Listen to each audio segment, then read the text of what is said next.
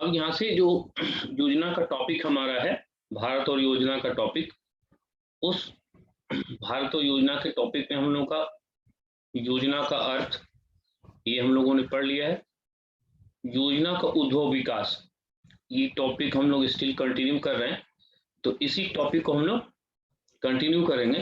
और यहाँ पर हम लोगों ने विश्व स्तर पर रशिया से योजना लेके आए, स्टालिन आया, फिर हम लोग के यहाँ कैसे लागू हुआ, फिर हमारे यहाँ प्लान इकोनॉमी का पिता किसको बोलते हैं, क्यों कहते हैं, वो सारी प्रक्रिया हम लोगों ने देखी। फिर अब हम लोग आएंगे केसी नियोगी समिति, और केसी नियोगी समिति के बाद कैसे योजना आयोग का गठन हुआ। तो आज का जो टॉपिक होगा वो कहाँ से, वो योजना आयोग के गठन से। तो चलिए हेडिंग डाल लीजिए, योजना आयोग का गठन। योजना आयोग का गठन, पहले एक लाइन लिख लीजिए। योजना आयोग का गठन एक मंत्रिमंडलीय प्रस्ताव ब्रैकेट में केसी नियोगी समिति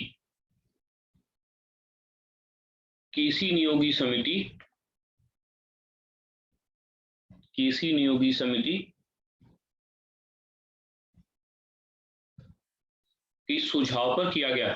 केसी नियोगी समिति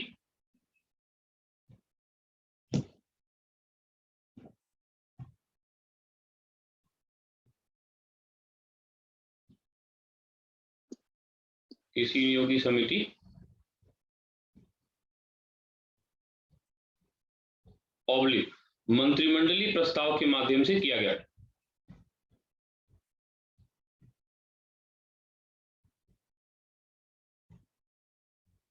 इसका मुख्य स्वरूप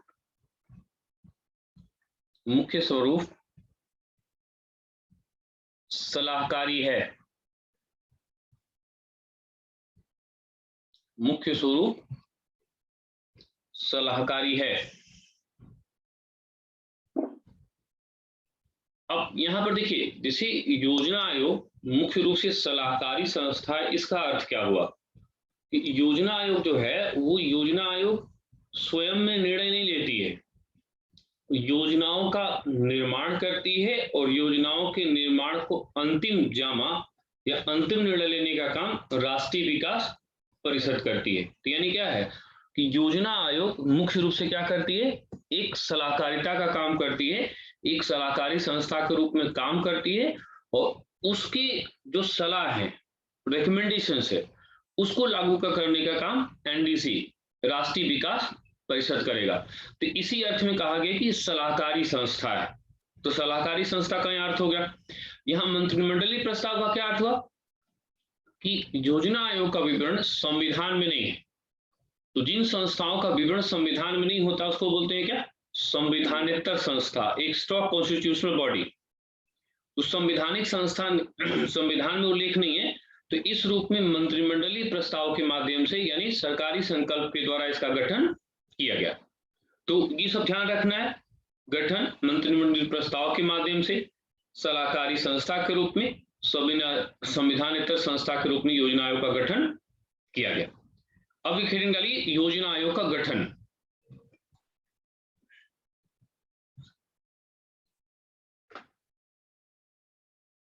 योजना आयोग का गठन, ये जो योजना आयोग के गठन की प्रक्रिया है, ठीक है, तो जो योजना आयोग का गठन हुआ है वो 15 मार्च 1950 इस संस्था ने यहां गठित हुई, और ये जो संस्था है वर्क करना शुरू करेगी 1 अप्रैल 1951। इसका मतलब हमारी जो पहली योजना होगी उसका कार्यकाल 1951 से 1956 तक होगा। तो यानी पूछेगा योजना आयोग का गठन की घोषणा की गई, गठन किया गया तो 15 मार्च 1950। इसने वर्क करना शुरू किया 1 अप्रैल 1951 से। तो पहली योजना का कार्यकाल क्या हो जाएगा, 1951 से 56 योजना आयोग का गठन, आप इसी तरह से इसको बना लीजिए, योजना आयोग का गठन।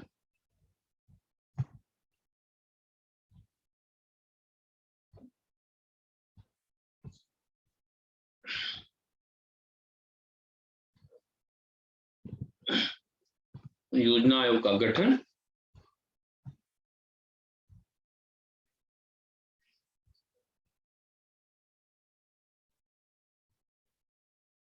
मार्च 1950 और वर्क करना शुरू किया 1 अप्रैल 1951 से।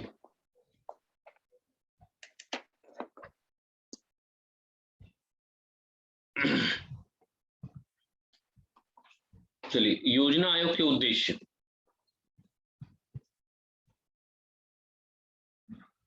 योजना आयोग के उद्देश्य, योजना आयोग के निम्नलिखित उद्देश्य हैं।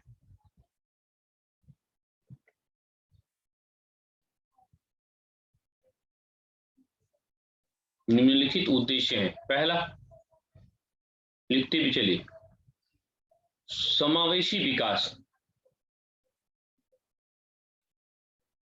समावेशी विकास, इसको हेडिंग बना लीजिए। देखिए, समावेशी विकास का मतलब क्या होता है कि समावेशी विकास का मतलब होता है कि योजना में हम सबको लेकर के साथ चलेंगे, चाहे वो गरीबी हो, चाहे अमीर व्यक्ति हो, चाहे सामान्य व्यक्ति हो, चाहे वो विकलांग व्यक्ति हो ना। तो इसका मतलब समावेशी विकास का अर्थ क्या हो गया, एक ऐसी योजना जिसमें सभी वर्गों के विकास को प्रोत्साहित करने का लक्ष्य लेकर चला जाएगा। यानी सभी वर्गों को, जितने भी वर्ग समाज में हैं, उन सभी वर्गों को अधिक से अधिक समाविष्ट करने का जो प्रयास है, इसीलिए इसको कहते हैं समावेशी। यानी कि क्या बोलेंगे इसको, इंक्लूसिव, कि सबको हम इंक्लूड करके चलेंगे। जो समाज में जो लोग किसी न किसी कारण से मुख्य रूप से पीछे रह जा रहे हैं, उनको भी हम लेकर के चलने का प्रयास करेंगे। इसी को बोला गया पहला लक्ष्य क्या है, समावेशी विकास। हेडिंग के नीचे लिखिए, समावेशी विकास का अर्थ। समावेशी विकास का अर्थ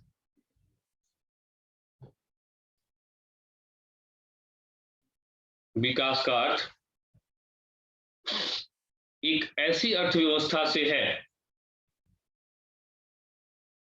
एक ऐसी अर्थव्यवस्था से है जिसमें सभी वर्गों के विकास, सभी वर्गों के विकास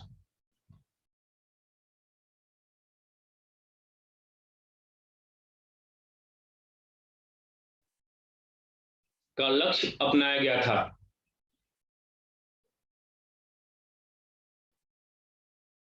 इसमें विशेषकर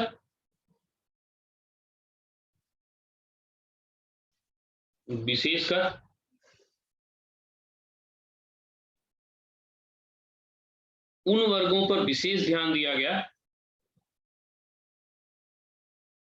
विशेष ध्यान दिया गया या दिया जाता है, दिया गया या दिया जाता है, जो समाज की मुख्य धारा में शामिल नहीं है।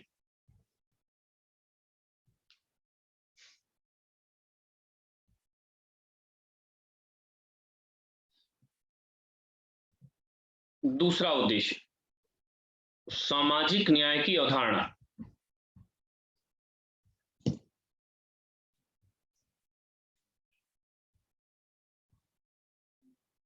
सामाजिक न्याय का अर्थ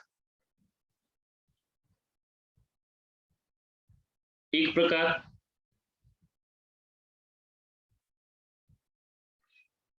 सामाजिक न्याय का अर्थ एक प्रकार से प्राकृतिक न्याय की अवधारणा से है। प्राकृतिक न्याय की अवधारणा से है,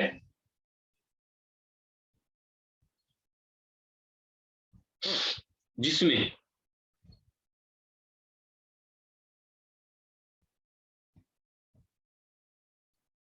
समता का भाव, समता का भाव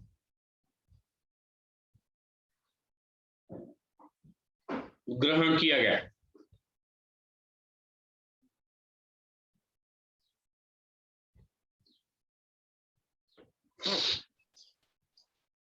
जैसे देखिए यहाँ पर सोशल जस्टिस क्या कह रहा है कि सोशल जस्टिस का मतलब ये होता है कि हम समाज में इक्वलिटी ले आने का प्रयास करें,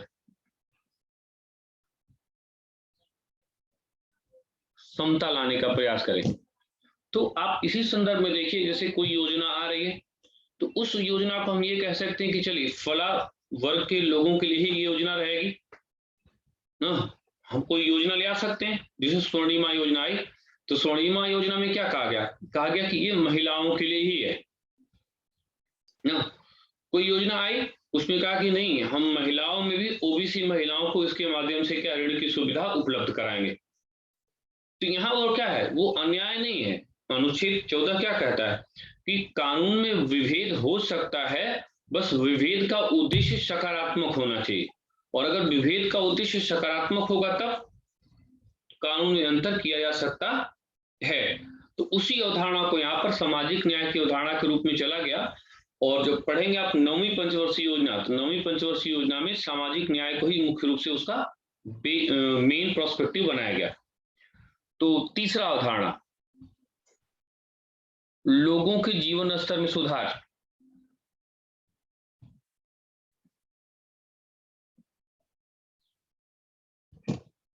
लोगों के जीवन स्तर में सुधार,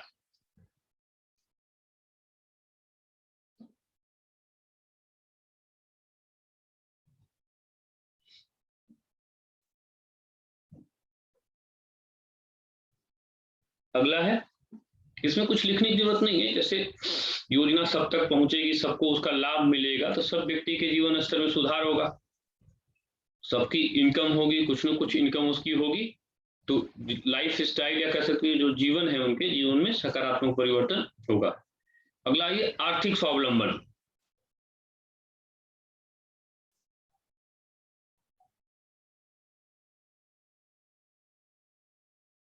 आर्थिक स्वावलंबन,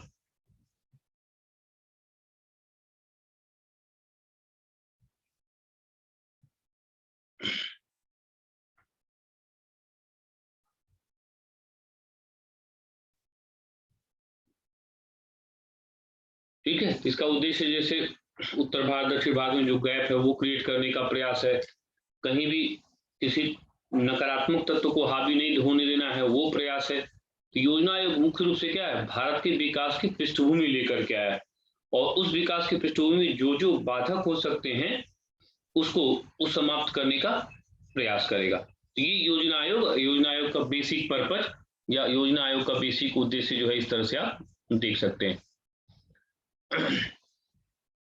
एक आइए योजना आयोग की संरचना, हेडिंग, योजना आयोग की संरचना।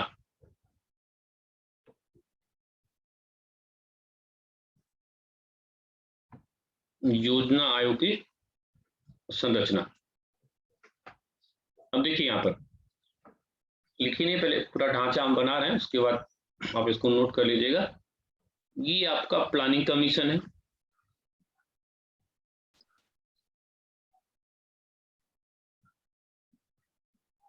ये योजना आयोग है, ठीक है। इसका जो प्रेसिडेंट होता है वो हमेशा क्या होता है, प्राइम मिनिस्टर होगा। इसका मतलब जो वाइस प्रेसिडेंट होगा वो इसका अधिक महत्वपूर्ण हो जाएगा।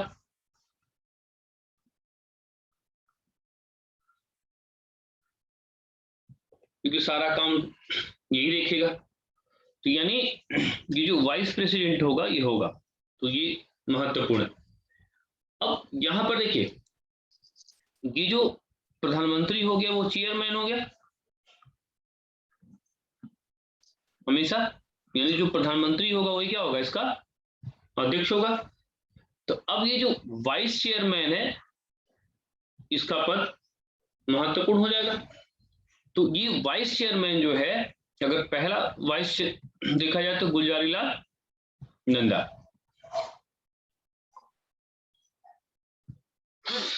ये इसके वाइस प्रेसिडेंट थे। अब इसका जो संरचना होता है तो उसमें क्या होता है कि मेंबर्स जो होते हैं उन मेंबर्स को हम दो भाग में बांटते हैं, एक फुल टाइम मेंबर्स, एक short time members. Full time जो मेंबर होते हैं उनकी संख्या होती है 7, और जो अल्पकालिक होंगे उसका तो निर्धारण करना संभव है नहीं, जैसे काम बढ़ा जैसे काम घटा। यानी योजना आयोग जो है उसमें नंबर 1 पर कौन हो गया, पीएम। नंबर 2 पर कौन हो गया, फिर यहां से ये इस तरह से लोगों के संपर्क में आएगा और ये इस तरह से योजना आयोग का निर्माण हुआ। तो योजना आयोग की संरचना, तो पहले स्तर पे किसको बनाएंगे, पीएम को, फिर वाइस प्रेसिडेंट को, फिर यहाँ पर इसका फुल टाइम मेंबर यानी कि अस्थाई मेंबर इस तरह से बनाएंगे, और अस्थाई मेंबर इस तरह से बनाएंगे। तो अस्थाई मेंबर का निर्धारण करना संभव नहीं। चलिए जल्दी से इसको बना लीजिए। तो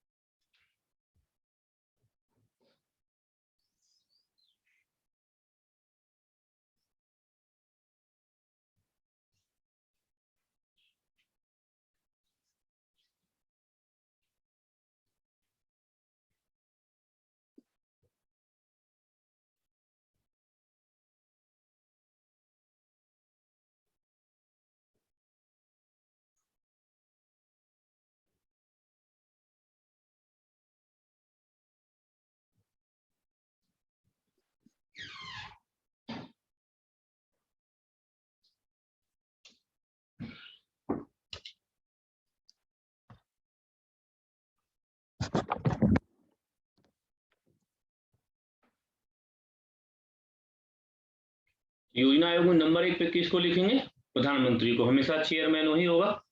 दूसरा नंबर पे किसको लिखेंगे, वाइस प्रेसिडेंट को लिखेंगे या वाइस चेयरमैन को लिखेंगे, उपाध्यक्ष को लिखेंगे। पहला उपाध्यक्ष कौन, गुजराईलाल नंदा। फिर जो अस्थाई सदस्यों की संख्या 7 और अस्थाई संख्याओं की संख्या निर्धारण नहीं होगी, जैसी आवश्यकता होगी वैसे ही उसका निर्धारण होगा।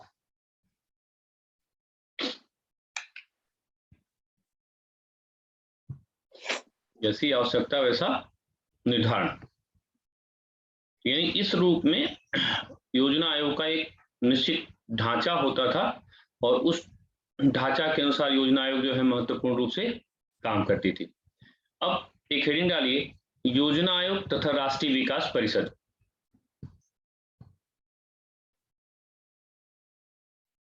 योजना आयोग तथा राष्ट्रीय विकास परिषद, और ये थोड़ा महत्वपूर्ण है तो इसको आप अपना पहले देख लीजिए तब बात करते हैं। योजना आयोग तथा राष्ट्रीय विकास परिषद, अब देखिए यहाँ पे ये जो योजना आयोग है, ठीक है, तो पहले ही बोला गया था कि योजना आयोग क्या है, एक सलाहकारी संस्था है। अगर इस सलाहकारी संस्था है तो निर्णय लेने वाली कोई इकाई होनी चाहिए, ठीक है। तो योजना आयोग की एपेक्स बॉडी कौन है, राष्ट्रीय विकास परिषद, सिंपल में इसको क्या बोलते हैं, एनडीसी, नेशनल डेवलपमेंट काउंसिल, राष्ट्रीय विकास परिषद। यानी योजना आयोग का के निर्णय पर अंतिम रूप से अनुमोदन करने वाली संस्था कौन, राष्ट्रीय विकास परिषद। योजना आयोग की स्थापना 1950 में हुई और ये राष्ट्रीय विकास परिषद की स्थापना 1952 में हुई, 6 अगस्त 1952, ठीक है। ये जो राष्ट्रीय विकास परिषद है, योजना आयोग का जो ढांचा, योजना आयोग की जो सलाहकार कार्य स्थिति होती है उसको अंतिम एक तरह से यही पहनाता है, यानी अंतिम निर्णय यही लेता है।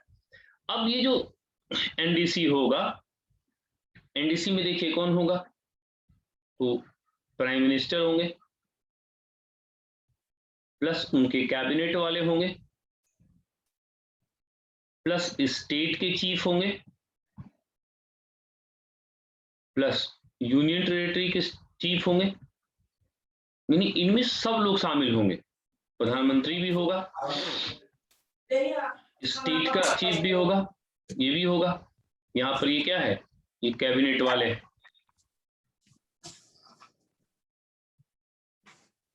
तो इस रूप में योजना आयोग के निर्णयों को अंतिम रूप से मुहर लगाने वाली कौन कौन सी है, राष्ट्रीय विकास परिषद। राष्ट्रीय विकास परिषद का अध्यक्ष कौन होगा, प्रधानमंत्री ना। कैबिनेट के जितना मंत्री है वो भी इसके सदस्य होंगे, और जितने यूटी यानी केंद्र शासित प्रदेश हैं वो।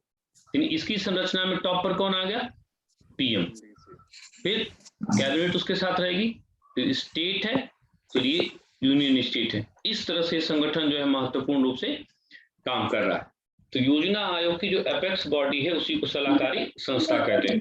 तो ये जो पूरा ग्राफ है इसको आप बनाइए इसी तरह से, एक योजना आयोग, राष्ट्रीय विकास परिषद, इसका अपेक्स यानी सर्वोच्च संस्था ये 1950, 15 मार्च 1950, और राष्ट्रीय विकास परिषद 6 अगस्त 1952। ये पूरा इसकी संरचना होगी। तो इसको हम योजना आयोग की संरचना कहा जा सकता है, या राष्ट्रीय विकास परिषद की संरचना कहा जा सकता है। जल्दी से इसको बनाइए। तो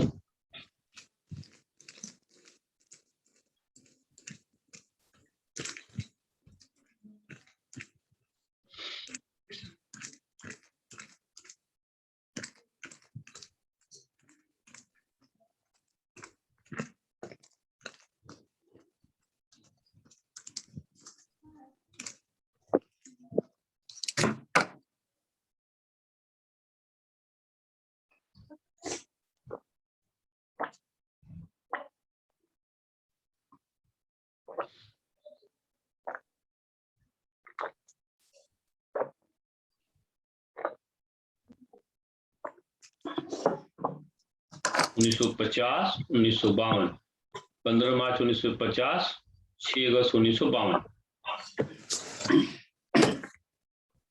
प्राइम मिनिस्टर, कैबिनेट के लोग, स्टेट और यूटी सबके मुखिया इसमें शामिल होंगे।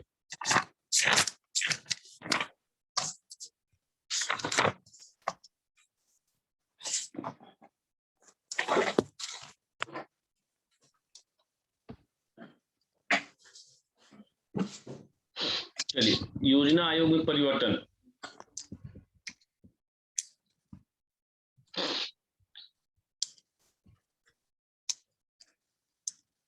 योजना आयोग में परिवर्तन,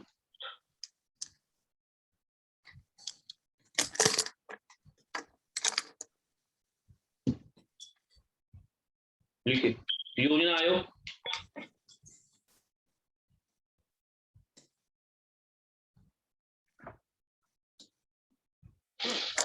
भारत के विकास को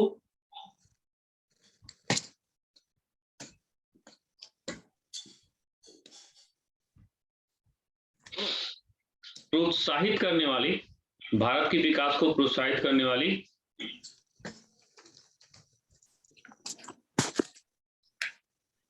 एक एजेंसी के रूप में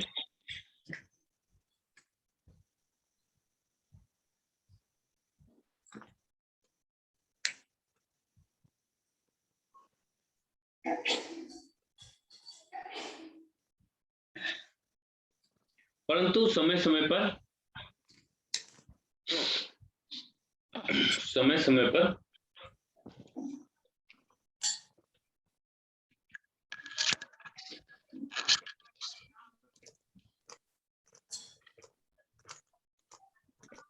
इसमें परिवर्तन होता रहता है।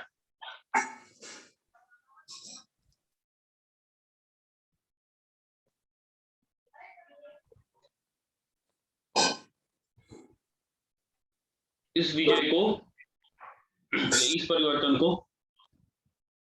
इस परिवर्तन को निम्नलिखित रूप में देखा जा सकता है।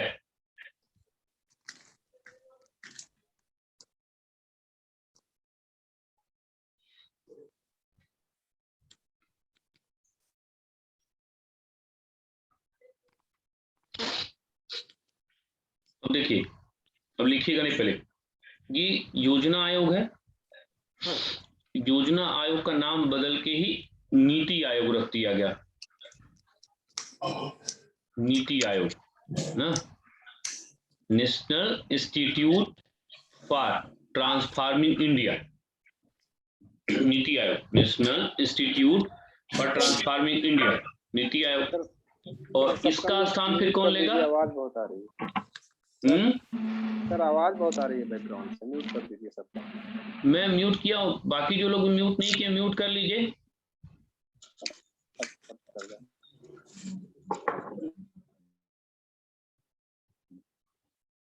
चलिए,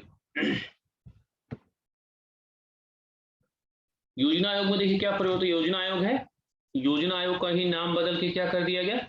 नीति आयोग कर दिया गया, national institute for transforming India. फिर इसी को बदल के क्या बोला गया?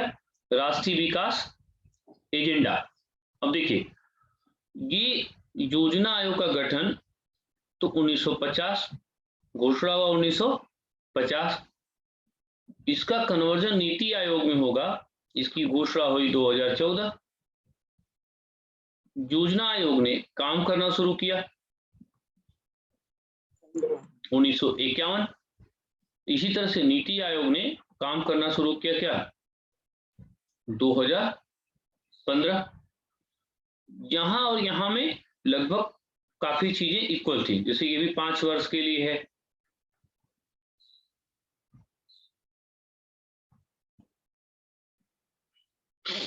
ये भी 5 वर्ष के लिए, ठीक है।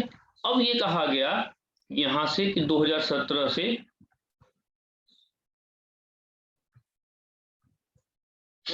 राष्ट्रीय विकास एजेंडा काम करेगा, लेकिन यहां पर बहुत कुछ अभी आगे विकास नहीं है, यहां पर आगे विकास नहीं है। तो ये जो योजना आयोग है, इसी का नाम बदल के इसे क्या कर दिया गया? ये नीति आयोग। और नीति आयोग ही एक तरह से राष्ट्रीय विकास एजेंडा है। तो इस तरह से ये परिवर्तन किया गया। उसके पीछे मुख्य उद्देश्य क्या है कि किस तरह से हम जो बाजार अर्थव्यवस्था है, उस बाजार अर्थव्यवस्था को और लोगों को, उद्देश्यों को और योजना आयोग को कैसे घुला मिला पाए। तो उसी प्रयास में नीति आयोग का गठन हुआ। तो योजना आयोग, नीति आयोग, राष्ट्रीय विकास एजेंडा, राष्ट्रीय विकास एजेंडा का गठन। तो ये तीनों को, टैली को आपको बना लेना है कि योजना आयोग कैसे नीति आयोग बना, फिर कैसे राष्ट्रीय विकास एजेंडा बना। बना लीजिए तो जल्दी से।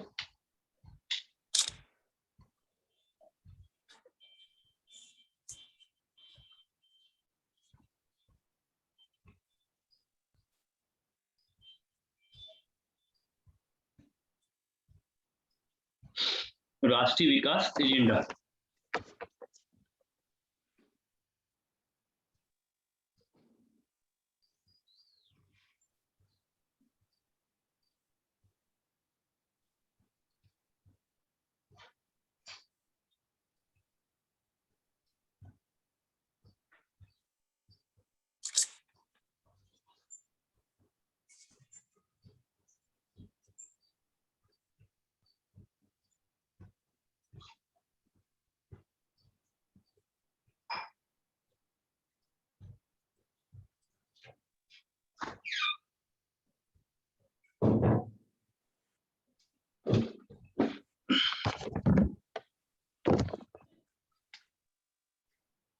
तो योजना आयोग नीति आयोग में कन्वर्ट हुआ, नीति आयोग जो हुआ राष्ट्रीय विकास एजेंडा हुआ, ठीक है।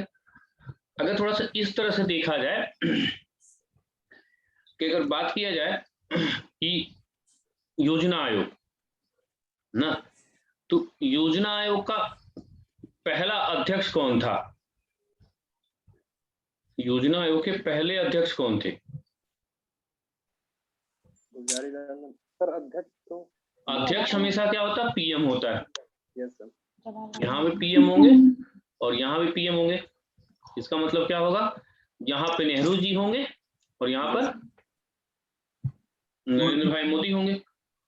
अब ये जो कि प्रश्न महत्वपूर्ण हो जाता, प्रश्न का मतलब यहाँ पर जो कि पीएम को तो एनडीसी से काम कर लेगा, तो यहाँ पर ज्यादा महत्वपूर्ण नहीं होगा।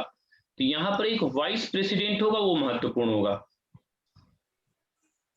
ठीक है। तो यहाँ पर जो वाइस प्रेसिडेंट होगा, उस वाइस प्रेसिडेंट में पहला जो वाइस प्रेसिडेंट थे गुलजारीलाल नंदा, और नीति आयोग, नीति आयोग का पहला उपाध्यक्ष किसको बनाया गया था? राजीव ये बनाया गया था अरविंद पनगड़िया। अरविंद पनगड़िया को।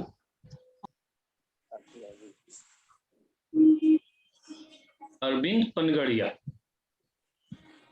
और चूंकि योजना आयोग ने इसको रिप्लेस कर दिया है, तो अब ये वाइस प्रेसिडेंट पूछेगा तो इस समय पहला इसका कौन हो जाएगा? नीति आयोग का पहला पनगड़िया।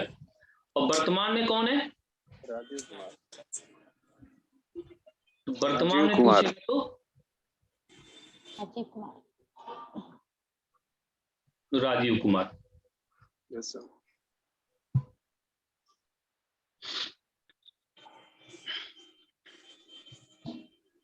ठीक है।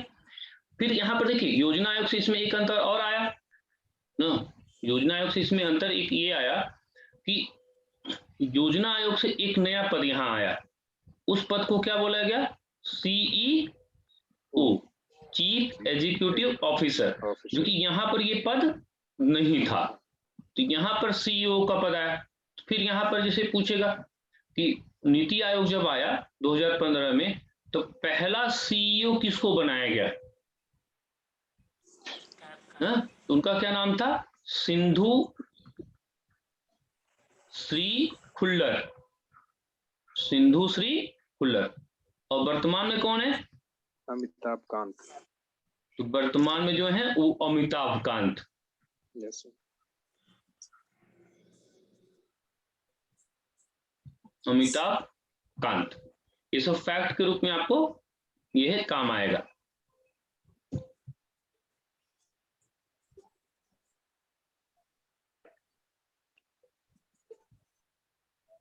उधर योजना आयोग में पहला वाइस प्रेसिडेंट पूछेगा, दोनों का हेडक्वार्टर नई दिल्ली है, दोनों का टर्म 5 साल ही है। यहाँ पर एक्स्ट्रा क्या आ गया? CEO आ गया ना। और यहाँ पर क्या था? जो परमानेंट मेंबर की संख्या यहाँ पर 7 थी, यहाँ पर परमानेंट मेंबर की संख्या घटा के कितनी कर दी गई? 5।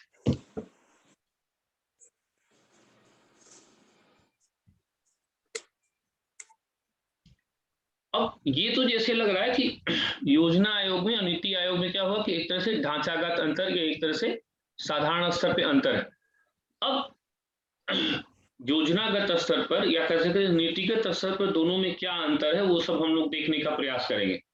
यानी योजना आयोग का ही नाम बदल के नीति आयोग कहा गया, वही फिर राष्ट्रीय विकास एजेंडा होगा। और राष्ट्रीय विकास एजेंडा जो होगा वो 7 साल के लिए होगा, उस पर अभी बाद में बात करते हैं।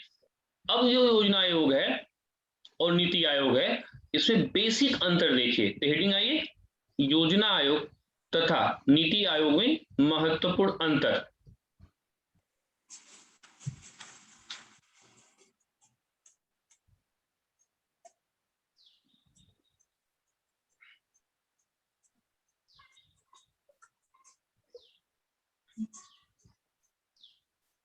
महत्वपूर्ण अंतर। तो पहला हेडिंग बनाइए,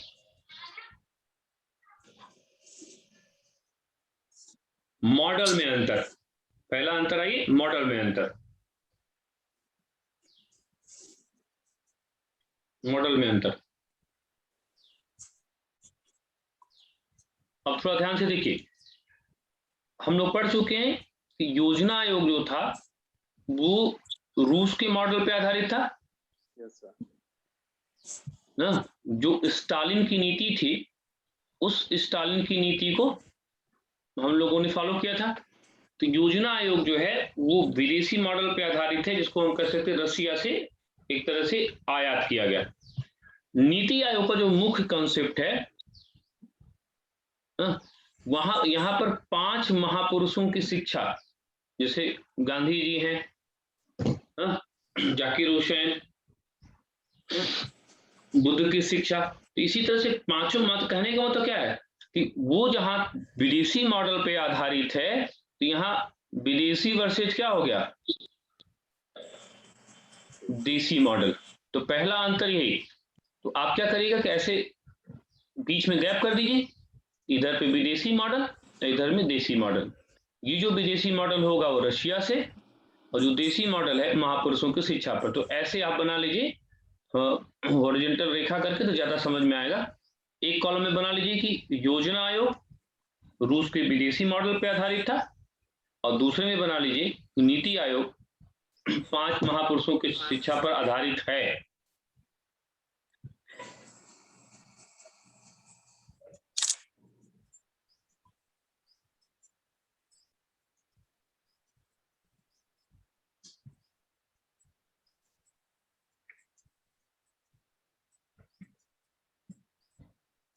योजना आयोग रूस के मॉडल पर आधारित है, नीति आयोग 5 महापुरुषों की शिक्षा पर आधारित है। दूसरा बिंदु आई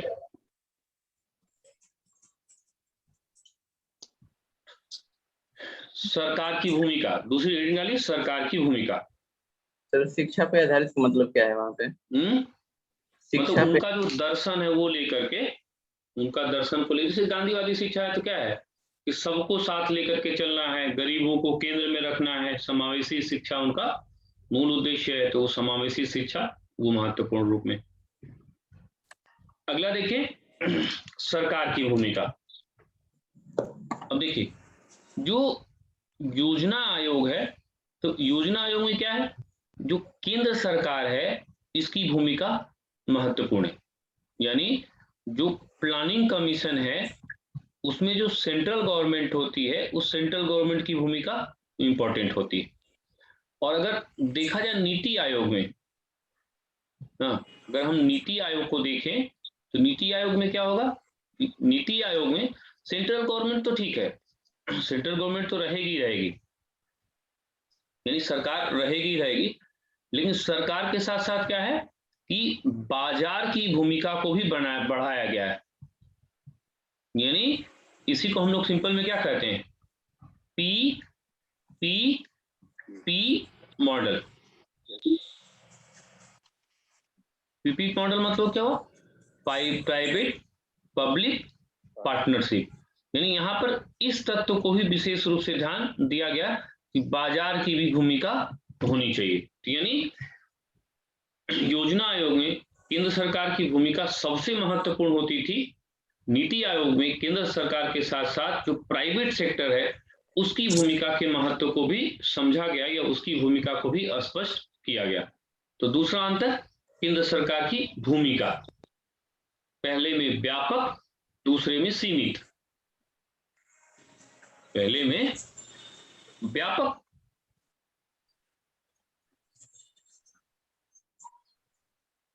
और दूसरे में सीमित।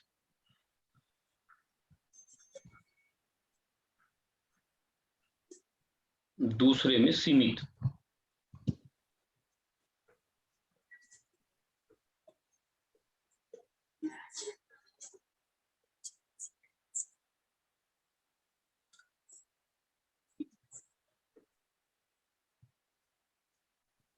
तीसरा,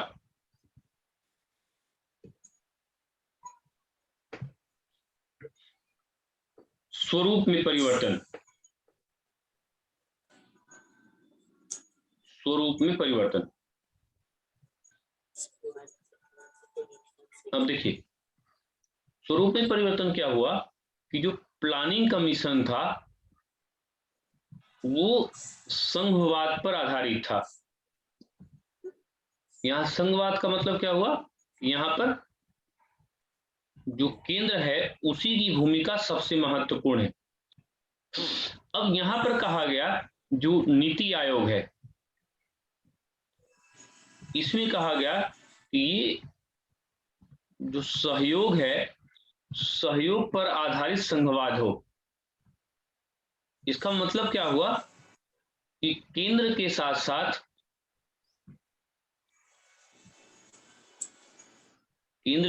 साथ राज्य की भूमिका भी होनी चाहिए। केंद्र और राज्य दोनों की भूमिका यहाँ पर महत्वपूर्ण नहीं। एक बार ये इसका मतलब ये भी कह सकते यहाँ पर राज्य की भूमिका को भी स्पष्ट किया गया है। पहले वाले में केंद्र ही एक तरह से नीतियों का निर्धारण करता था, राज्य पर उसको डाल दिया जाता था।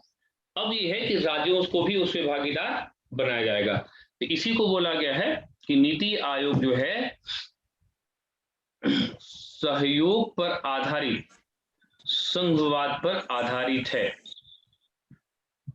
और योजना आयोग जो है इस चीज का एक तरह से विरोध कर रहा था, क्योंकि यहाँ पर केंद्र सरकार जब महत्वपूर्ण हो गई तो यहाँ पर राज्य की भूमिका महत्वपूर्ण है। तो यानी पहले में लिखिए केंद्र की भूमिका महत्वपूर्ण है और दूसरे में केंद्र के साथ साथ राज्य की भी भूमिका जो है वो महत्वपूर्ण हो गई। पहले में लिख लीजिए, उसको भाषा बदल के चाहे तो लिख लीजिए, योजना आयोग में केंद्र की भूमिका सबसे अधिक महत्वपूर्ण थी।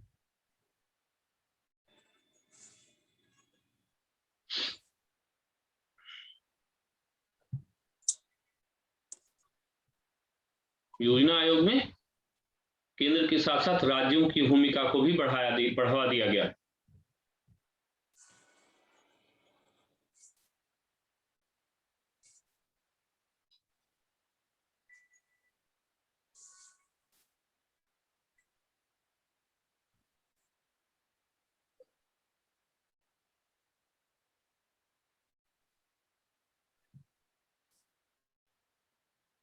ये वही बात है, उसमें कुछ विशेष अंतर नहीं है कि जैसे यहाँ पर बोला गया कि केंद्रीय तत्वों पर बल देता है और यहाँ बोला गया कि क्षेत्रीय और स्थानीय तत्वों पर बल दिया जा रहा है। तो बात वही है कि यहाँ पर जो स्थानीय स्तर है, जैसे राज्य है, लोकल बॉडी है, उसको जो है महत्वपूर्ण रूप से स्थानीय से नहीं, गांधी की अवधारणा था कि विकेंद्रीकरण महत्वपूर्ण है ना, आम आदमी महत्वपूर्ण, उसको केंद्र में बना करके काम किया जाना चाहिए। तो उसी अवधारणा को लगभग लेकर के कि हाँ जो स्थानीय स्तर पर संसाधन है, अब जो इसका मतलब कुल मिला जुला के क्या है कि जब निर्णय होगा, निर्णय सिर्फ केंद्र स्तर का नहीं होगा, निर्णय जो होगा उसमें राज्य की भी भूमिका को क्या किया गया है, राज्य की भूमिका को भी शामिल किया गया। छोटा छोटा अंतर आपको स्थापना हुई, दोनों की स्थापना में अंतर क्या हो गया, एक नया पद बना सीईओ जो पहले योजना आयोग में नहीं था, तो वो सब एक तरह से ढांचा में अंतर, वहां 7 सदस्य है, यहाँ 5 सदस्य हैं, तो वहां पर ढांचागत अंतर में आप इन सब चीजों को देख सकते हैं। तो बेसिक रूप से जो मूल तत्व है, मूल तत्व लगभग एक ही है, लेकिन काम करने का तरीका उनका अलग अलग है। तो योजना आयोग ने रिप्लेस किया किसको, योजना आयोग को रिप्लेस किया किसने, नीति आयोग ने। तो इसीलिए योजना आयोग में और नीति आयोग में बेसिक डिफरेंस जो है देखने को मिलेगा। हालांकि दोनों का मुख्य उद्देश्य वही है कि देश के आर्थिक विकास को कैसे हम प्रोत्साहित करें, दोनों का मूल उद्देश्य वही है, लेकिन ढांचागत रूप में संरचनात्मक अंतर पे थोड़ा सा अंतर वो आना था और आया। ये नीति आयोग, योजना आयोग या योजना आयोग, नीति आयोग में मुख्य रूप से अंतर। अब एक हेडिंग डालिए, नियोजन के प्रकार।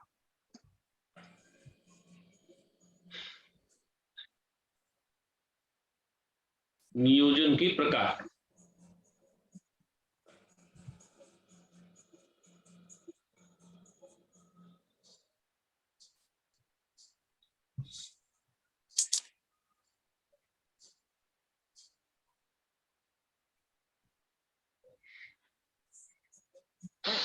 नियोजन को विभिन्न आधार पर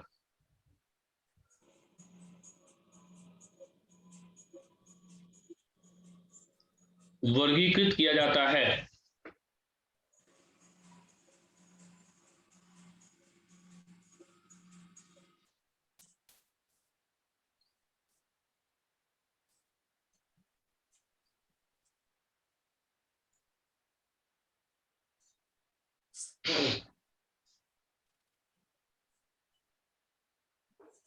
पहला स्वरूप के आधार पर, पहला स्वरूप के आधार पर, नेचर के आधार पर,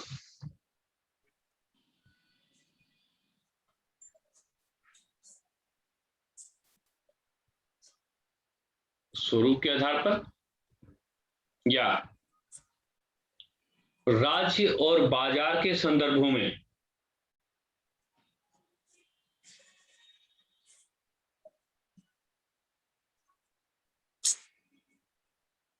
राज्य और बाजार के संबंधों में।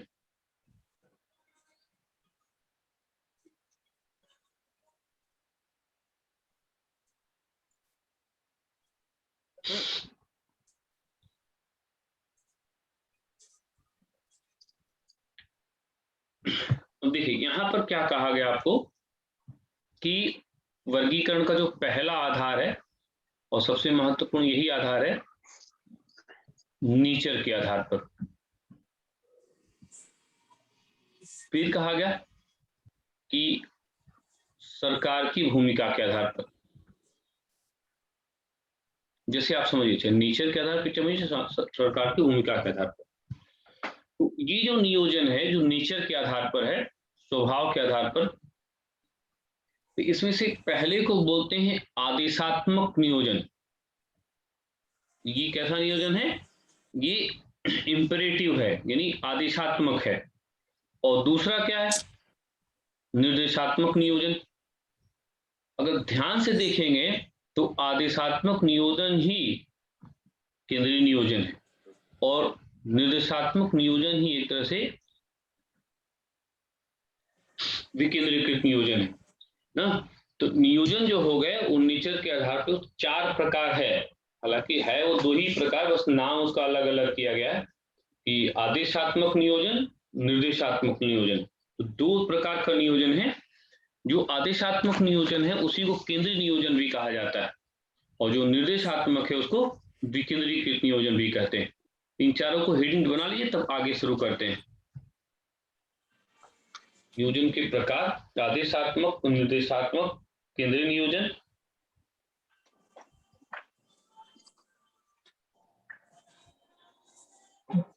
और विकेंद्रीकृत नियोजन।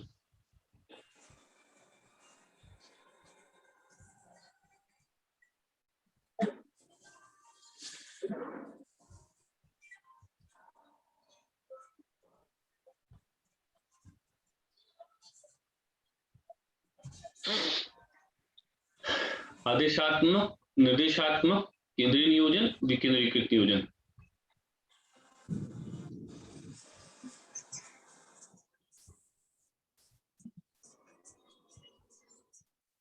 सर नियोजन का मतलब क्या होता है? कौन? सर नियोजन का मतलब क्या होता है सर? नहीं, कौन पूछ रहे हैं आप? क्या नाम सर है? अमरजीत बोल रहे हैं सर।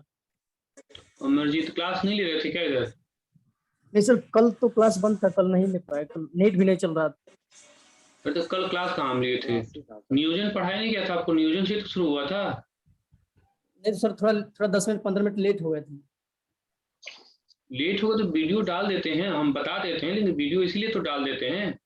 हाँ यस सर, ठीक है सर, वही तो अच्छा रहता है। हम बता देते हैं, हम एकदम बता, हम ये नहीं डांटने के लिए नहीं पूछ रहे, बस मुझको ये लगा ना कि जो बताया गया तो कैसे, चलिए उसको आप देख भी लिया कीजिए, मैं बता भी देता हूँ। नियोजन क्या है? नियोजन एक प्रकार का प्लानिंग यानी कि एक प्रकार की रणनीति। अब चूंकि देखिए कोई भी काम करना है तो जितनी अच्छी आपकी रणनीति होगी उतनी अच्छी सफलता होगी। अब देश जैसे हमारा आजाद हुआ, तो देश जब आजाद हुआ तो हम लोगों ने ये देखा कि हम अपने देश को आगे ले जाने के लिए कैसे प्लान करेंगे। तो हमारे साथ कई तरह की प्लानिंग की अवधारणा थी। एक सोवियत रूस की थी, एक अमेरिका के पूंजीवाद की थी। तो हम लोगों ने क्या किया कि जो सोवियत रूस वाला जो स्टालिन का प्रॉब्लम योजना थी, तो उसने क्या किया था कि अपने देश के विकास के लिए 5-5 साल की किसी चीज के लिए प्लानिंग करी थी, रणनीति बनाई थी। तो उसी नियोजन को हम लोग लेकर के आए। हाँ, तो वही नियोजन जो हमारे यहाँ है उसी को प्लानिंग कहा गया। यानी प्लानिंग क्या है? किसी काम को करने का तरीका या किसी काम को करने का सही तरीका। हाँ, तो उसी को क्या बोला गया? योजना बोला गया, उसी को प्लानिंग बोला गया। या देश के विकास को आगे ले जाने वाली रणनीति, उस रणनीति को ही हम लोग क्या बोलते हैं? हम प्लानिंग बोलते हैं। ठीक है? Yes sir. अब वो प्लानिंग जो होगी वो 5-5 साल की प्लानिंग, क्योंकि देखिए प्लानिंग हमेशा थोड़ा लंबा समय के लिए किया जाता है, क्योंकि जब प्लानिंग लंबा समय में करेंगे तभी तो आप सफल होंगे। जैसे आपको तैयारी करना है तो आप रोज प्लान बनाएंगे तो कैसे काम चलेगा? आप एक बनाइए कि हमको 5-6 महीना में पढ़ना है, मैथ कैसे पढ़ना है, इंग्लिश कैसे पढ़ना है, रीजनिंग कैसे पढ़ना है। तो कभी कभी ऐसा भी होगा कि आपको टारगेट नहीं मिलेगा ना, तो कोई जरूरी टारगेट नहीं मिला तो कोई परेशान जरूरत नहीं है। फिर हम आगे वाला जब काम करेंगे तो हम अपने टारगेट को थोड़ा चेंज करेंगे। दूसरा, हम अपने कार्य करने का तरीका भी चेंज करेंगे। यस अगर सर। हम एक कार्य से अपने लक्ष्य को प्राप्त नहीं कर पा रहे हैं तो हम अपने काम करने का तरीका चेंज करेंगे। तो उसी तरह से योजना आयोग भी करता है कि प्लानिंग करता है, टारगेट सेट करता है, और टारगेट मिला तो ठीक है, नहीं मिला तो फिर अगली बार में वो नई तरह से टारगेट करेगा, कार्य करने की रणनीति अपना बदलाव करेगा। तो यहाँ पर नियोजन जो बोला गया, नेचर के आधार पर नियोजन कितने प्रकार का हो गया?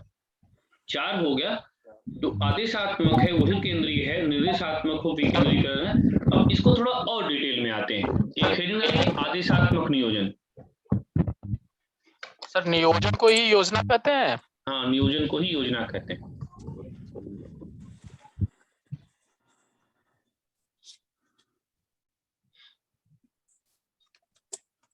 पहला आइए, आदेशात्मक नियोजन।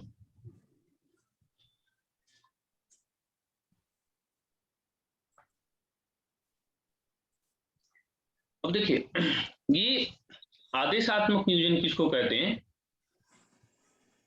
आदेशात्मक नियोजन की 2 महत्वपूर्ण विशेषता होती है। पहला,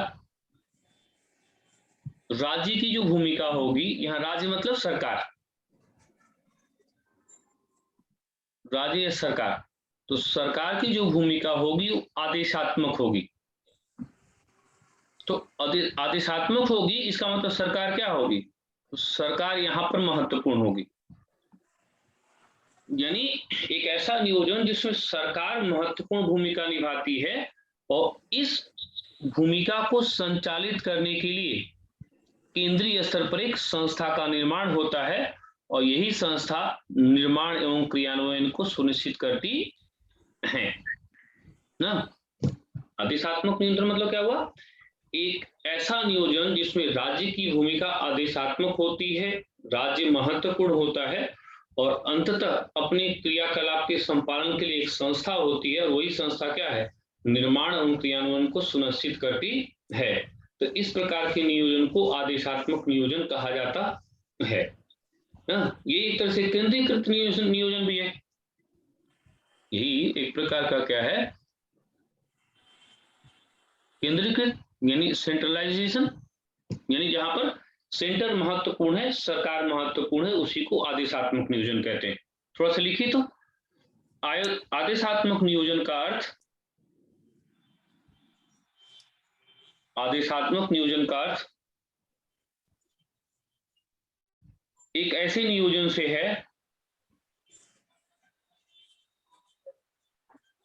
एक ऐसे नियोजन से है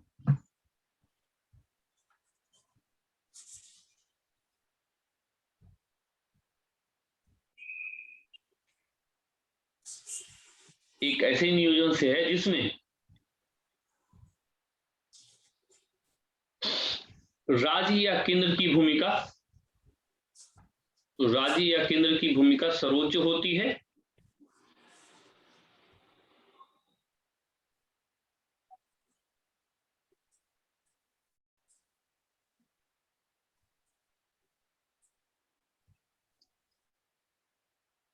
और इस रूप में एक संस्था का गठन किया जाता है जो निर्माण एवं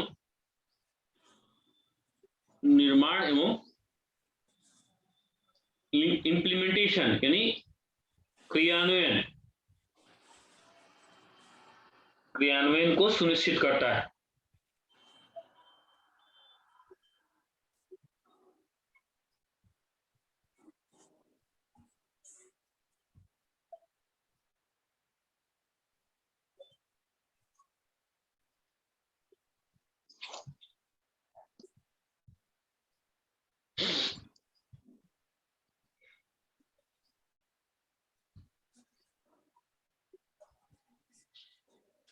अगला है निर्देशात्मक नियोजन।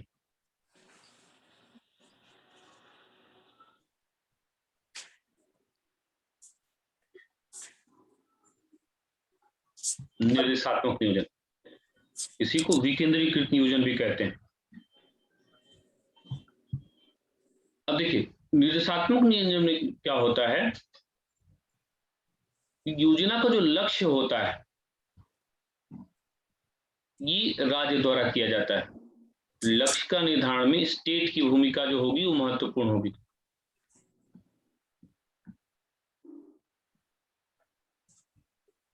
लेकिन जब उत्तरदायित्व की बात आएगी तो यहां पर निजी क्षेत्र और बाजार की शक्तियां, इनकी भूमिका अधिक महत्वपूर्ण हो जाएगी। यानी यहां पर जो गवर्नमेंट है और जो मार्केट है, तो लीडिंग यहां पे कौन हो जाएगा?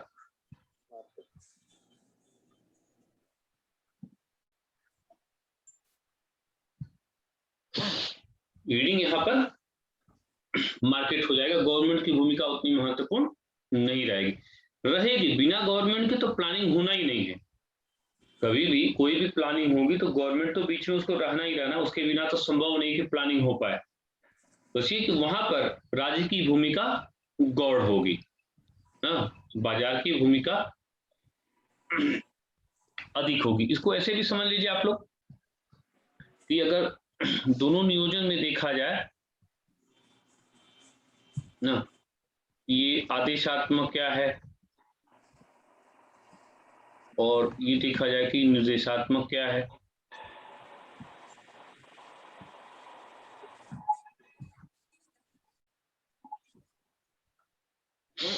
तो यहां पर अगर देखा जाए भागीदारी,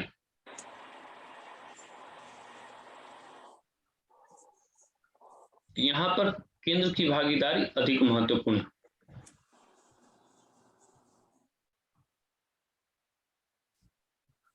और यहां पर मार्केट की भूमिका महत्वपूर्ण है।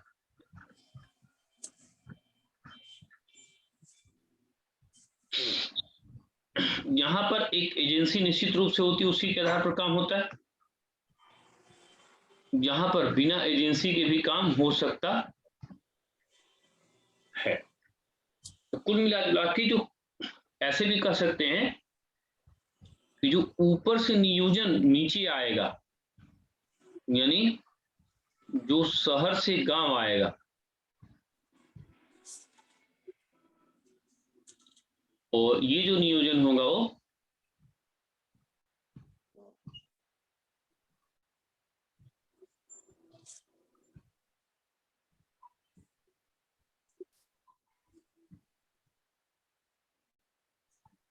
गांव से ये जो होगा ये मुख्य रूप से ये अंतर होगा आदेशात्मक और निर्देशात्मक का। तो दोनों को बना लीजिए, फिर 2 लाइन लिखा भी देंगे इसको। सर इसका कोई उदाहरण दे दिए, कोई एग्जांपल दे दीजिए कैसे होता है।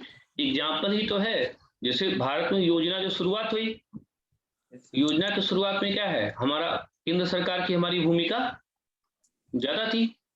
यही सब कुछ केंद्र योजना बनाता था। यहां तक आते आते क्या है, अब केंद्र के साथ साथ हमारा कौन कौन मॉडल आ गया? पीपीपी।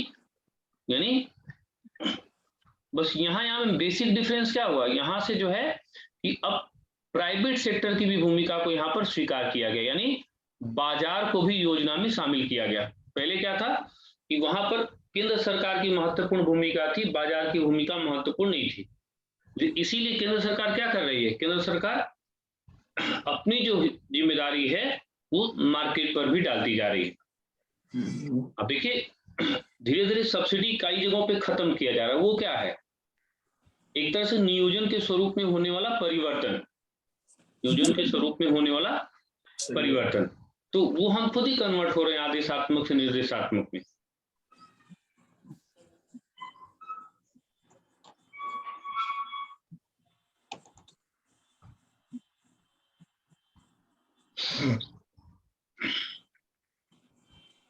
इसी को विकेंद्रीकृत नियोजन भी कर सकते हैं, जिसमें गांव मुख्य होगा, गांव से शहर की ओर चलेंगे।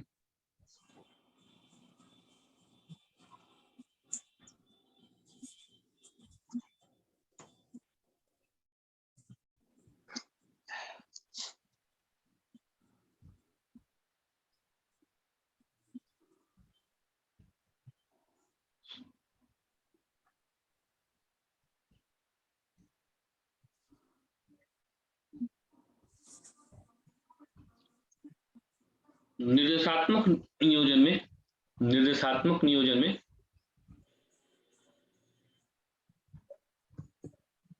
निर्देशात्मक नियोजन में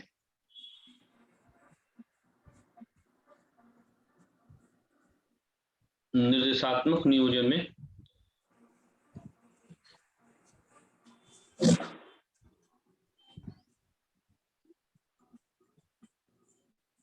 निर्देशात्मक नियोजन में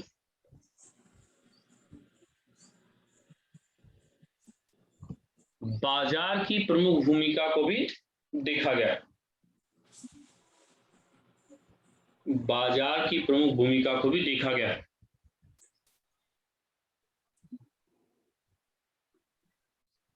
बाजार की प्रमुख भूमिका को भी देखा गया।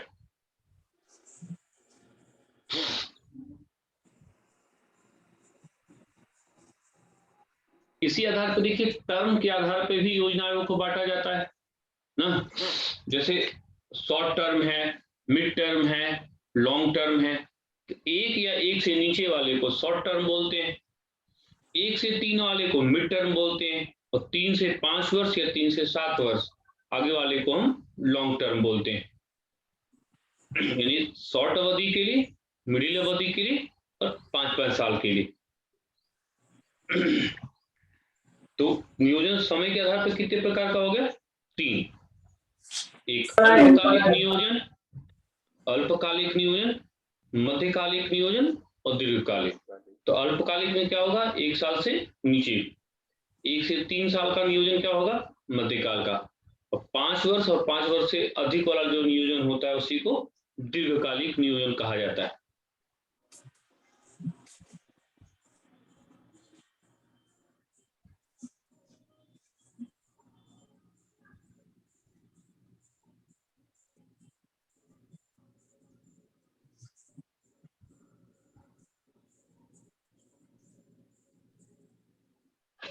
चलिए जल्दी से एक चार्ट बनाइए, योजना आयोग तथा विकास की दर। योजना आयोग तथा विकास की दर। इसमें कॉलम 3 बना लीजिए। ये संख्या तथा योजना आयोग, विकास की दर, टारगेटेड, इसको बोलते हैं टारगेटेड, इसको बोलते हैं अचीव्ड। विकास दर की प्राप्ति।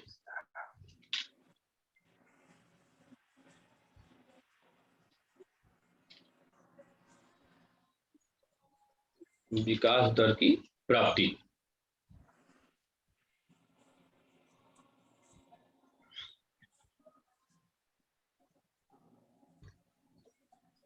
चलिए देखिए, पहली योजना देखिए 1951 से 1956।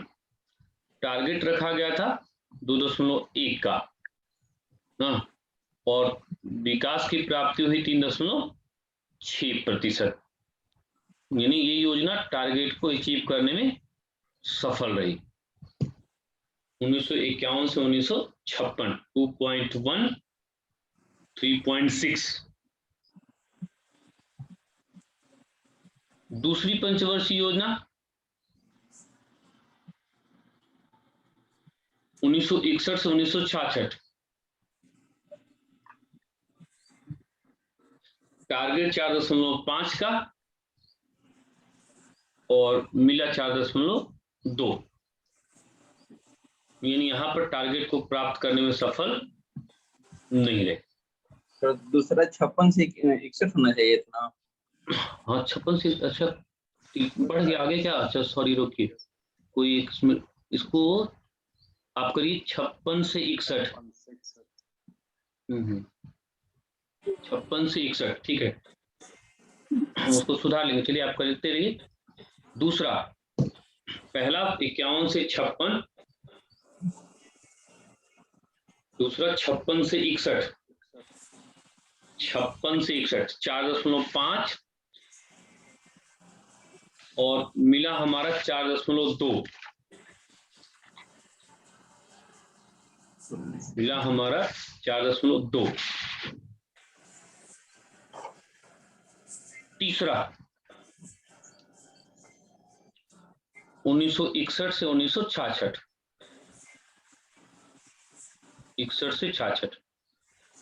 अब इस दौर में समस्या ही समस्या रहेगी, लिख लीजिए 5.6 और इसका डाउनफॉल रहा कितना 2.8 तक, यानी ये भी अचीव नहीं करेगा। ठीक है, और यहाँ पर इतना जो आप देख रहे हैं गिरावट, उसके पीछे का मूल कारण क्या है? 62 की लड़ाई ना, 65 की लड़ाई, सूखा ना, तमाम तरह की समस्याएं इस तरह से आई और अंत में स्थिति ये आई कि प्लान हॉलीडे 1, यानी कि 3 साल हम लोग प्लान को 66 से 69 ना, तो इसका मतलब हम लोग 5 वर्षीय प्लान को नहीं चला पाए, बल्कि हर साल के लिए हम लोग प्लान बनाते थे। प्लान जो बनता था वो हर साल अपना प्लानिंग होगा, तो 5 वर्षीय बंदोबस्त को 5 वर्षीय प्लानिंग यहाँ पर हमको रोकना पड़ा।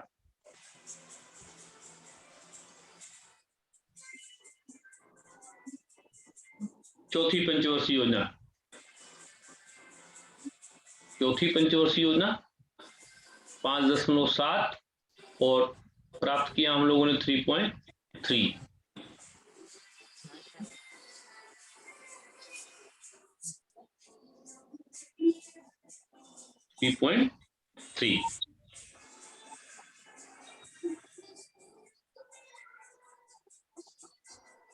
अब देखिए यहां से फिर हम लोगों ने गेन करना शुरू किया, हरित क्रांति वगैरह हुई।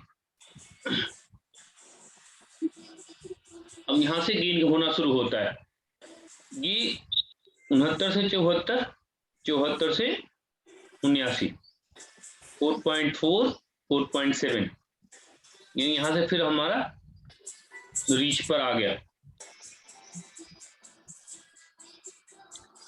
जनता पार्टी की सरकार के आने साथ इसको 1 वर्ष पहले समाप्त भी कर दिया गया था और 1 वर्ष इसको रोका गया, यानी 79, 80 एक तरह से खाली गया। ये प्लान हॉलीडे गैप 2 या प्लान हॉलीडे 2। फिर छठवां पंचवर्षीय योजना 80 से 85, 5.2, 5.5, यानी यहां भी हम सफल रहे।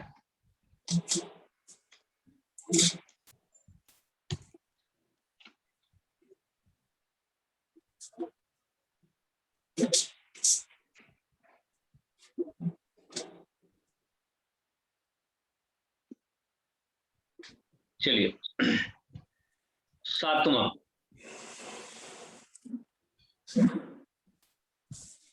टारगेट रखा गया 5.00, मिला हमारा 5.6, यहां भी सफल है। फिर यहाँ पे 90-92 जो हमारा आर्थिक संकट आया, फिर यहाँ पे हमको प्लान को रोकना पड़ा, प्लान हॉलीडे गैप 2 के 90 से 92, ये 3, 66 से 69, 79 से 80, 90 से 92। तीसरा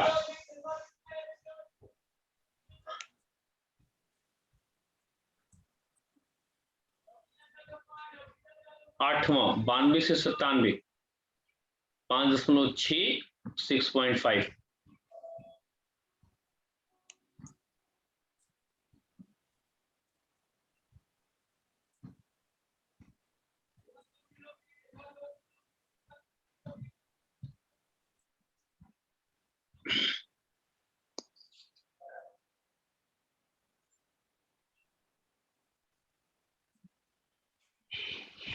फिर देखिए यहां से अब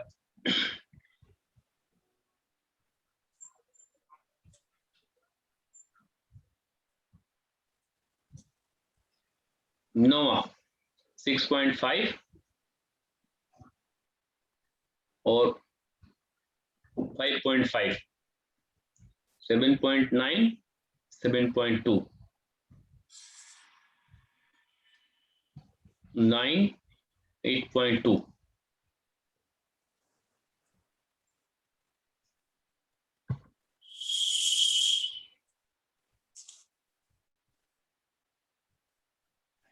तो यहाँ से गड़बड़ होना शुरू हुआ।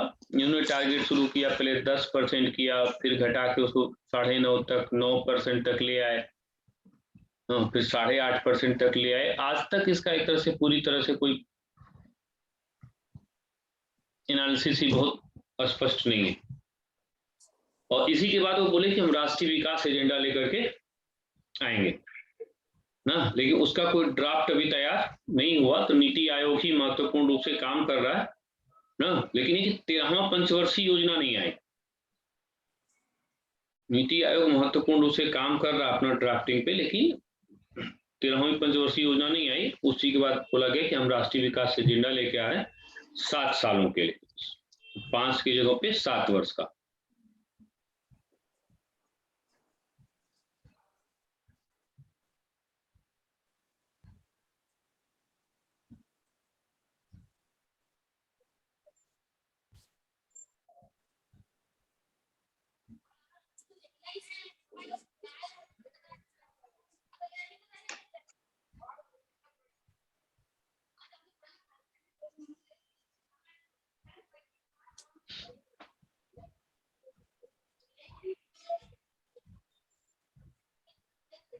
तो अगर इसे पूरा चार्ट आप देखिएगा तो ये देखिए, अगर सफलता वाला चार्ट पूरा देखा जाए तो हम लोगों का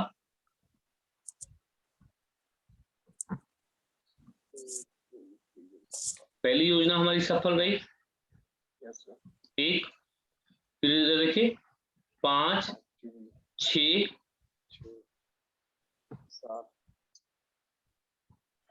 7, 8 ना।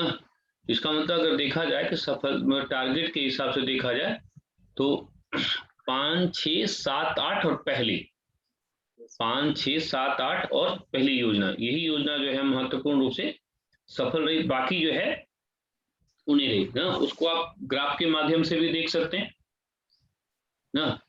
ये हमारा टारगेट को शो कर रहा है, ये हमारा एक्चुअल को शो कर रहा है। ठीक है, देखिए तो पहला देखिए, पहला टारगेट और अचीवमेंट ना। अब यहां पर देखिए ये टारगेट हमारा बढ़ गया, ठीक है, यानी ये जो टारगेट है इसको नहीं मिला। तो इस तरह से देखेंगे तो इस ग्राफ के माध्यम से भी आप समझ सकते हैं कि हाँ भाई जो पहली योजना है उसमें हमारा टारगेट रहा है। देख लीजिए इसमें हमारी जो पहली योजना है उसमें रेड लाइन बड़ी होनी चाहिए, 6वीं में बड़ी होनी चाहिए, 7वीं में बड़ी होनी चाहिए, 8वीं में बड़ी होनी चाहिए। इस जितनी योजनाएं हैं 5, 6, 7, 8 उस सब का देखिए रेड लाइन आपका बड़ा होगा, और बाकी जितनी योजनाएं हैं वो सब क्या है। अब देखिए 12th के यहाँ पे क्या है, खाली ये ना। तो जितनी योजना देखिए तो लगभग सारी योजनाएं, जैसे इन चारों को छोड़ दीजिए, चारों क्या 5 को, पहली, चौथी, 5वीं, 6वीं, 7वीं, 8वीं, तो इनका अपना टारगेट पूरा हुआ है। और बाकी जो योजनाएं हैं उनका टारगेट पूरा नहीं है। हालांकि योजनाओं का विश्लेषण इस रूप में नहीं कर सकते आप कि नहीं टारगेट पूरा हुआ कि टारगेट नहीं पूरा हुआ। मुख्य रूप से क्या करना है कि ये जो योजनाएं हैं उन योजनाओं के माध्यम से भारत के चतुर्दिक विकास को, क्षेत्रीय असंतुलन को समाप्त करने का प्रयास किया गया, राज्यों के बीच में जो गैप है वो दूर करने का प्रयास किया गया, जो डिवाइड गैप है उसको दूर करने का प्रयास किया जा रहा है या किया गया, गरीबी असमानता को दूर करने का प्रयास किया गया। तो यहाँ पर ये बहुत मैटर नहीं करेगा कि हाँ टारगेट मिला कि नहीं टारगेट मिला। अब वैसे भी टारगेट जब बहुत बड़ा होता है तो इस पर उसका फर्क नहीं पड़ता है कि उसको मिला कि नहीं मिला। अगर टारगेट आपका बड़ा होगा तो मिलेगा चाहे नहीं मिलेगा, लेकिन आपका विकास जो होगा वो बेहतर ढंग से होगा। जैसे कि 11 में, हाँ, जैसे आप 11 देखिए, चाहे कोई भी योजना देखिए, तो मेन हमारा क्या था कि भाई जब हम लोग स्वतंत्र हुए तो पूंजी की हमारे पास कमी थी, और बहुत बड़ी ये भी समस्या थी कि कुछ लोग ना हावी हो जाएं, कुछ लोग ना हावी हो जाएं। पूरी तरह से हम लोग नहीं उसको इवॉल्व कर पाए, लेकिन फिर भी इतना हुआ कि अगर ठीक है, हमेशा क्या होता है कि जो स्थिति होती है उससे हम असंतुष्ट होते हैं, लेकिन आप लोग लगभग सब लोग ये मानेंगे ना कि पहले से लोगों का जीवन स्तर थोड़ा बेहतर हुआ है, पहले से लोगों के पास पैसे थोड़े से बढ़े हैं ना, उनकी जीवन पद्धति थोड़ा सा पहले से बेहतर हुई है। हाँ, जो बेहतर जो है उससे असंतोष होने का भी कारण है। जैसे पैसा है तो डिवाइड गैप कुछ ज्यादा बढ़ा, कुछ लोगों के हाथ में पैसे ज्यादा हैं, कुछ लोगों के हाथों में पैसे कम है, लेकिन फिर भी पहले की तुलना में जो है पैसा तो है, पैसा सुख सुविधा ना। पहले तो आप 80 से पहले के दशक में घर से अपने गांव वालों से पूछिए, चाहे अपने घर से पूछिए, किसी दादा से पूछिए, पापा से पूछिए, तो 75 से पहले सबको खाना थोड़ा मिलता था, खाना वाना सबको नहीं मिल पाता था। तो जो लोग के पास लाख रुपया होता था उनके द्वारे पे दिया जलता था, जिसको लखपत कहते थे, लखपति कहते थे, नहीं उसको लखपति कहते थे, यानी उनकी द्वार पर दिया जलता था, अलख जलता था कि भाई इनके पास बहुत पैसा है। और अब उस लाख का कोई विशेष मतलब नहीं है। हाँ ठीक है, उसमें कोई गुंजाइश नहीं कि हाँ जो व्यवस्था बनी उसमें कुछ, देखिए एक वर्ग ऐसा है ना कि सरकार किसी तरह का सिस्टम बनाए, वो अपने स्वार्थ की पूर्ति कर लेगा। नोटबंदी हुई, जिसको जहां करना था सरकार उनको चेक नहीं कर पाती, ये सरकार का सफलता है। सामान्य लोगों को तो सरकार थोड़ा चेक भी कर पाती है, लेकिन जो विशेष लोग हैं जो अपने स्वार्थों के अनुसार रहते हैं, वो उनको सरकार से कोई मतलब नहीं है, उनको देश से मतलब कुछ नहीं है, उनको राष्ट्र से कोई मतलब नहीं, उनको मतलब बस अपने स्वार्थ की पूर्ति करना। उन पर सरकार लागू पूरी तरह से नहीं कर पाती, ये उसकी असफलता है। फिर भी जहां पर हम लोग स्वतंत्र हुए थे वहां पर तमाम तरह की समस्या थी, उस हिसाब से देखा जाए तो योजना आयोग ने बहुत बड़ा काम किया और सही मायने में भारत के लोकतंत्र को लोक कल्याणकारी स्वरूप बनाने में, जनतांत्रिक स्वरूप बनाने में, लोकतांत्रिक स्वरूप बनाने में योजना आयोग की भूमिका महत्वपूर्ण रूप से देखी गई। तो कभी ऐसा नहीं, जैसे आपसे क्वेश्चंस जैसे यहाँ पर जो आता है तो वो इतना नहीं क्वेश्चंस करते हैं कि नहीं आप टारगेट बताइए कि कितना रेट कहाँ पर कितना % है, ये सब चीज नहीं आता। हाँ कभी जैसे पूछ लिए कि कौन सी योजना सफल रही कौन सी नहीं रही, कभी स्टेटमेंट बना के दे दिए पहली योजना पे ना, फिर योजनाओं की भी विशेषता भी बताएंगे आपको। तो योजनाओं की विशेषताओं में से जैसे ये दिमाग में रखना कि जैसे मान लीजिए दिया निम्नलिखित में से कौन सी विशेषता प्रथम पंचवर्षीय योजना की नहीं थी। प्रथम पंचवर्षीय योजना के अंतर्गत टारगेट को प्राप्त नहीं किया गया, प्रथम पंचवर्षीय योजना के अंतर्गत सिंचाई परियोजनाओं को शुरू किया गया, प्रथम पंचवर्षीय योजना के अंतर्गत ही सामुदायिक विकास कार्यक्रम की शुरुआत हुई, प्रथम योजना के अंतर्गत ही राष्ट्रीय प्रसार सेवा की शुरुआत हुई।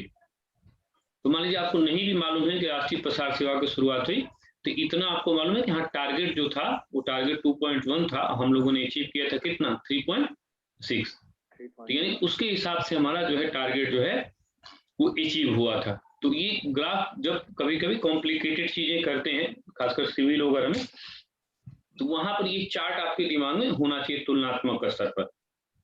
वो ऐसे भी जैसे दे देगा जैसे 5वीं योजना है ना, तो 5वीं से 8वीं को लेकर के अपना एजम्पशंस बना लेगा कि प्रायः 5वीं से 8वीं योजना के बीच में योजनाओं ने लगातार लक्ष्य को प्राप्त किया।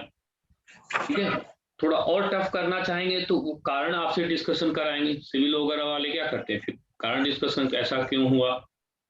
तो देखिए 50 से 80 का जो दशक है, 50 से 80 के बीच का जो दशक है, वहां पर आप जैसे जैसे थोड़ा थोड़ा आगे बढ़ेंगे, हरित क्रांति आई ना, हरित क्रांति आने के साथ साथ उत्पादन की वो चीजें बढ़ी, खाद्यान्न की वस्तुएं बढ़ी, खाद्यान्न तक सबकी रीच हुई, इतना उत्पादन होने लगा कि एक वर्ग दूसरा भी व्यवसाय करने को इच्छुक होने लगा। नहीं तो कृषि पर से दबाव थोड़ा कम हुआ, तो थोड़ा उद्योगों का भी विस्तार शुरू हुआ। तो इन सब चीजों का प्रभाव अर्थव्यवस्था पर पड़ा, इन सब चीजों का अर्थव्यवस्था पर प्रभाव पड़ा और इस रूप में थोड़ा वहां पर ग्रोथ रेट आपको देखने को मिल सकती है कि हाँ ये चीजें हैं, भाई ऐसे ऐसे चीजें हैं। उसके बाद फिर चूंकि जैसे जैसे अर्थव्यवस्था फैलेगी, अर्थव्यवस्था के फैलने के साथ क्या हुआ कि टारगेट अचीव करना इतना आसान नहीं है, क्योंकि सबसे बड़ी जो समस्या आई कि योजना आयोग को क्या करना, संसाधनों का बंटवारा करना है। लेकिन योजना आयोग और सरकार ये लोग सब लोग मिल करके ना सबसे बड़ा जो काम नहीं कर पाए वो जनसंख्या पर नियंत्रण, क्योंकि जनसंख्या पर जब तक नियंत्रण नहीं होगा तब तक इतना आसान काम नहीं है। हालांकि विश्व का पहला ऐसा देश है भारत जो परिवार नियोजन कार्यक्रम को लागू किया 1952 में। 1952 में सबसे पहले हमारे यहाँ परिवार नियोजन कार्यक्रम लागू किया गया, लेकिन उसका जो जिस ढंग से संचालन होना चाहिए वो कभी भी राजनीति के केंद्र में नहीं रहा ना। अभी भी जैसे 2 बच्चों की स्कीम लाने की बात कही जाती है, 2 बच्चों की स्कीम कहाँ ले आ पा रहे हैं? जनसंख्या को प्रायोरिटी पे रखना पड़ेगा, क्योंकि संसाधन जितने भी हों, अगर संसाधन अधिक हों और जनसंख्या भी उसी अनुपात में बढ़ जाए तो फिर उन संसाधनों के बढ़ने का कोई मतलब नहीं है। तो वहां पर जो पॉलिसी थी वो पॉलिसी कहीं ना कहीं से जनसंख्या पॉलिसी के कारण से दिक्कत हुआ। फिर भी जो योजना आयोग है उसकी भूमिका इस रूप में बेहतर है। हाँ, योजना आयोग के स्वरूप में भी परिवर्तन समय के साथ हो रहा है, बाजार अर्थव्यवस्था के अनुरूप अपने आप को ढाल रही है। जैसे नीति आयोग को देखिए सीईओ बनाया गया। सीईओ क्या है? कारपोरेट सेक्टर जैसे काम करता है वैसे वो काम करेगा, तो उसको बाजार के साथ ढालने का प्रयास करना है। फिर भी जैसे कुछ लोगों का एक वर्ग का कहना है कि योजना आयोग को बंद कर देना चाहिए, लेकिन योजना आयोग को बंद करना कहीं से भी उचित नहीं होगा, क्योंकि कॉमन पीपल के लिए वो एक माध्यम है विकास के लिए। हाँ, चाहे वो सब्सिडी का माध्यम हो, चाहे कोई राज्य पीछे हो, कोई राज्य आगे हो, कोई एरिया विशेष रूप से पीछे हो, कोई राज्य ऐसा हो कि जहाँ प्राकृतिक आपदा ज्यादा आता हो, तो इन सब चीजों को लेकर के हाँ उसकी भूमिका में नेचर में आप परिवर्तन देख सकते हैं। लेकिन ये मानना कि नहीं प्लानिंग का योजना का कोई विशेष महत्व नहीं है, ये फिर कहीं ना कहीं से नकारात्मक होगा कि नहीं योजना आयोग का कोई विशेष महत्व नहीं है, या सब चीजों को बाजार पर छोड़ देना चाहिए। सब लोगों पर को बाजार पर छोड़ने पर फिर कई तमाम तरह का नकारात्मक इफेक्ट जो है या प्रभाव जो है वो उत्पन्न होगा। इस रूप में आपका जो योजना आयोग है उस योजना आयोग की भूमिका जो है आप देख सकते हैं। अब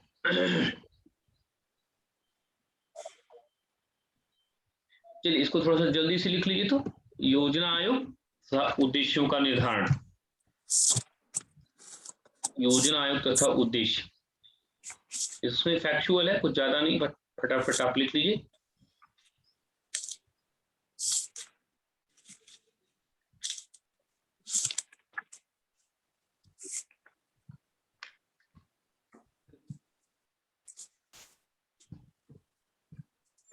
इसको आप लोग लिख ही लीजिए, बोलने की क्या जरूरत। दिख रहा है स्क्रीन? पहले का क्या है, दूसरा, तीसरा?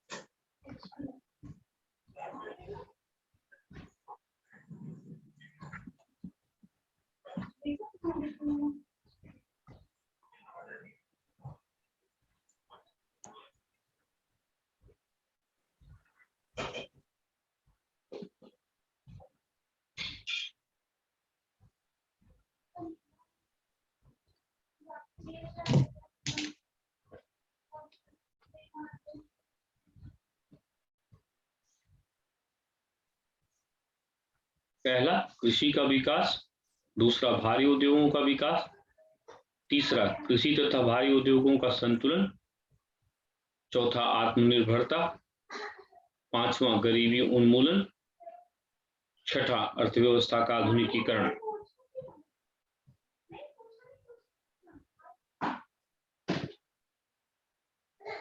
सातवां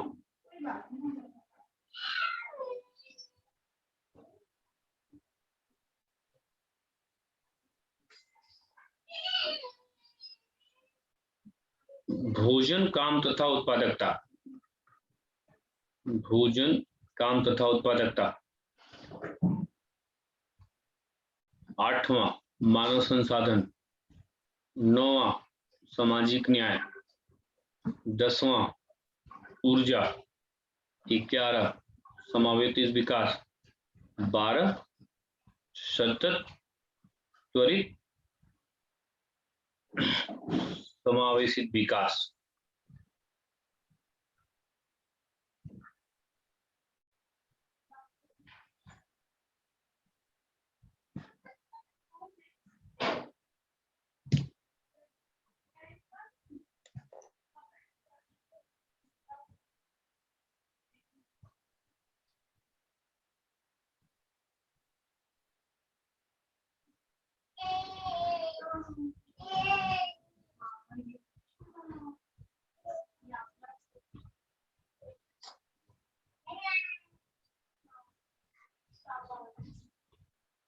ये सब सामान्य है, इस पर कल 5 मिनट हम चर्चा भी कर लेंगे, याद भी हो जाएगा। और अगली हेडिंग डाल करके छोड़ दीजिए। अब योजनाओं पर यहाँ पर डिटेल में चर्चा आपको करना पड़ेगा कि योजनाएं तथा उनकी प्रमुख विशेषताएं। सर स्वामित्व का मतलब क्या होता है? हाँ? स्वामित्व का मतलब? स्वामित्व? Yes sir. स्वामित्व माने मालिकाना हक। सर क्वेश्चन पूरा। स्वामित्व माने मालिकाना हक।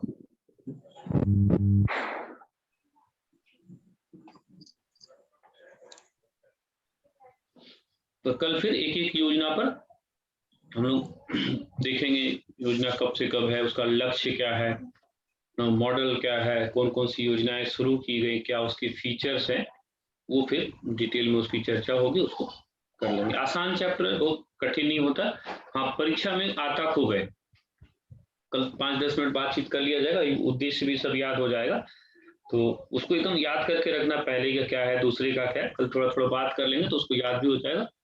फिर योजनाओं पे ये चैप्टर आसान है, क्वेश्चंस लेकिन आता रहता है।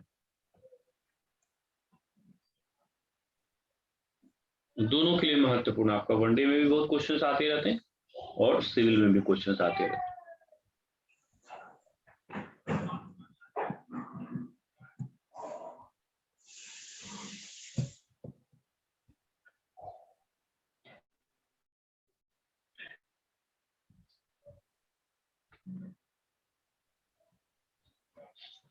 ठीक है, चलिए आप लोग आप खाना खाइए, कल फिर हम मुलाकात।